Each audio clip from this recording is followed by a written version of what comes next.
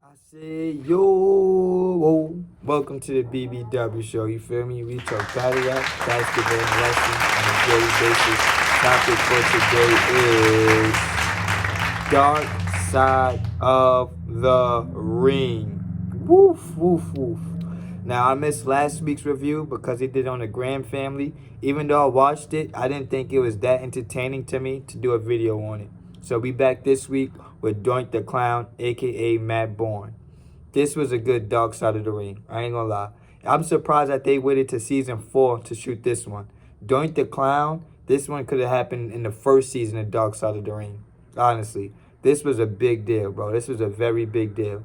Even though Doink the Clown was never a world champion or nothing, he definitely was a part of the next generation era. You feel me? He was a part of that. I would say he was a part of that. A big part, too. Now, they talk about his start, how he's a second generation wrestler. His dad was what? Tough Tony Brown or Tough Tony Borne or something like that.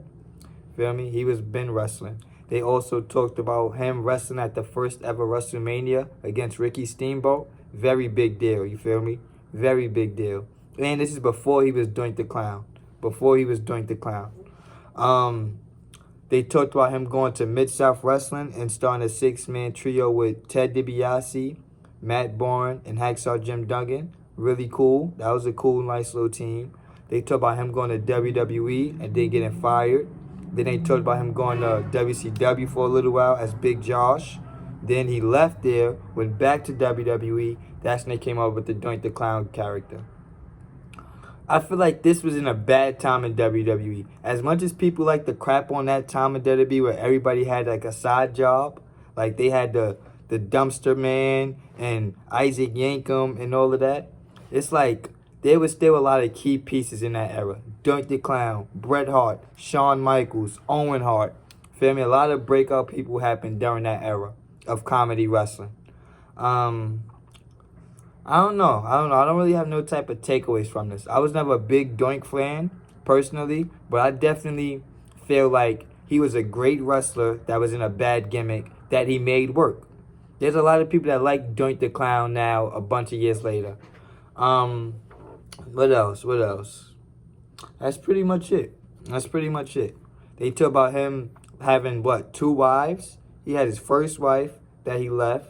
Well, she left him for abuse. Then his second wife, she left for domestic violence.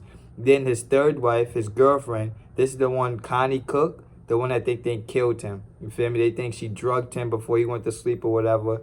Wild controversial. Wild controversial. But another thing, the key part to me, the biggest takeaway to me was Mick Foley was, I don't want to say a Doink fan. He was a Matt Borne fan, basically. He literally said, I replicated myself after Matt Borne.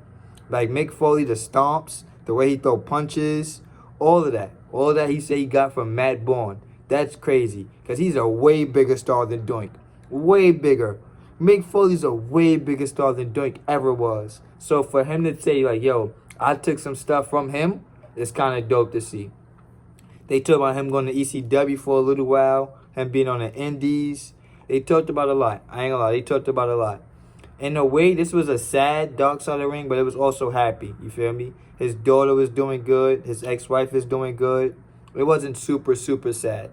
I feel like the Graham family one was super, super sad. It was literally 3 suicides in the same family. The granddad had committed suicide. Mike Graham had committed suicide. And his son committed suicide. That was crazy. 3 generations of suicide. That was wild, bro. That was wild. That's why I didn't want to talk about the Graham Dark Side of the Ring. But for the Matt Borne, Doink the Clown Dark Side of the Ring, it was really, really good. Really, really good. Next week, we're going to have Junkyard Dog. I'm definitely going to do a review on that. Definitely. I wasn't a big JYD fan, but what he did for African-American wrestlers and for African-American fans, you feel me? You can't fathom that. You can't fathom that. So I'm going to make sure I do a Dark Side of the Ring review on Junkyard Dog next week. Let me know what you think in the comment section. Like, comment, share, subscribe. I'll be back with more.